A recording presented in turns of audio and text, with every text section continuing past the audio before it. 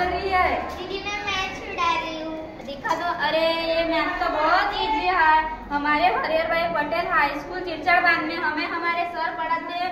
हम student पहले math से बहुत डरते थे, लेकिन अभी हमें सर पढ़ाते हैं ना, तो मैथ हमारे लिए बहुत इजी हो गई है।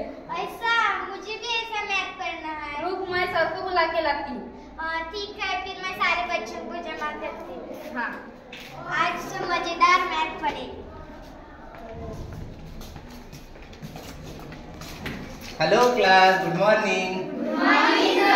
कैसे हो आप? अच्छे। तो चलिए हम आज का हमारा सेशन जो होगा उसको स्टार्ट करते हैं, जिसका नाम होगा मैजिक ऑफ मैथ, गणिताचे जादू। तो क्या आप सीखना चाहते हो? Yes sir. तो चलिए मजेदार तरीके से हम गणित सीखते हैं, ठीक है। मैं दोनों भाषा का यूज करूंगा बेटा, हिंदी और मराठी, ठीक है, क्योंकि कुछ लोग हिंदी वाले हैं और कुछ लोग मराठी वाले हैं। तो हम हिंदी और मराठी दोनों भाषा में गणित सीखेंगे। तो चलिए स्टार्ट करते हैं। तो देखो मैं लिख रहा हूँ यहाँ पे एनी नंबर मल्टीप्लाइड बाय 5। कितने से मल्टीप्लाई करना है? 5 से।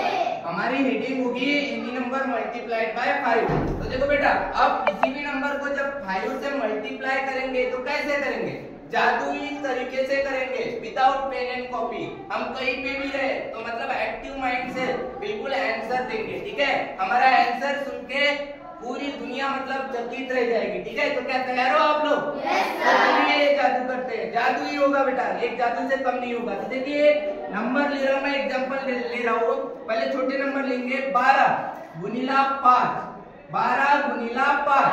तर आता गुणाकार आपण काय करतो? गुणाकार करतो, पण गुणाकार करू नये तर बघा आपल्याला काय करायचं आहे, तर आपल्याला दिलेली संख्या किती आहे? 12। तर 12 चे अर्धे करायचे, 12 चे काय करायचे? अर्धा करायचा। तर 12 चा अर्धा किती होते? 6। आणि इथे किती 5 आहे?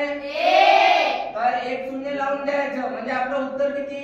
7। काय सोपं आहे का नाही? Yes sir. सोपं आहे। नाही समजलं असेल तर इकडे लक्ष द्या। बघा मी काय करतो, मी नंबर घेतला इथे 30 गुणिला, मी घेतला 36 गुणिला किती? 5।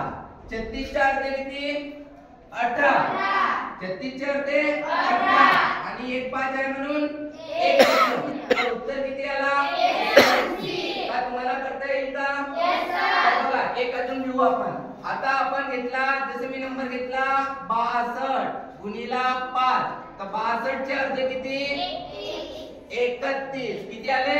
31। आणि एक शून्य घेतला तर उत्तर किती आले? 310। काय सोपं आहे का? Yes sir. करू शकता? Yes sir. तर असंच गणित आपण सोडवू। तर बघा हा गणित तुम्हाला दैनंदिन जीवनामध्ये सुद्धा यूज करता येते। तर आजपासून तुम्ही काय करा, आपल्या सराउंडिंग मध्ये तुमचा होमवर्क असाच असेल की सर्वांना, आपले भाऊ वडील वगैरे जे असतील त्यांना पण शिकून द्यायचं आहे, कारण त्यांना पण हे गणित म्हणजे एकदम सोप्या पद्धतीनं यायला हवं। समजलं? तर बघा आता मी जसं म्हटलं की एक नंबर घेतलो, इकडे लक्ष द्या।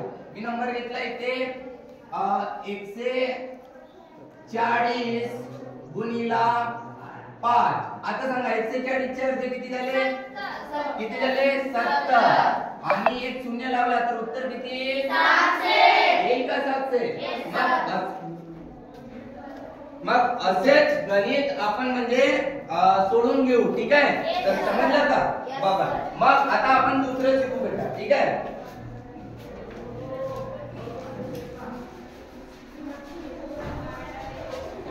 मला एक सांगा, तुम्हाला हे येते का? जसं फॉर एक्झाम्पल मी म्हटलं 15 कळलं का?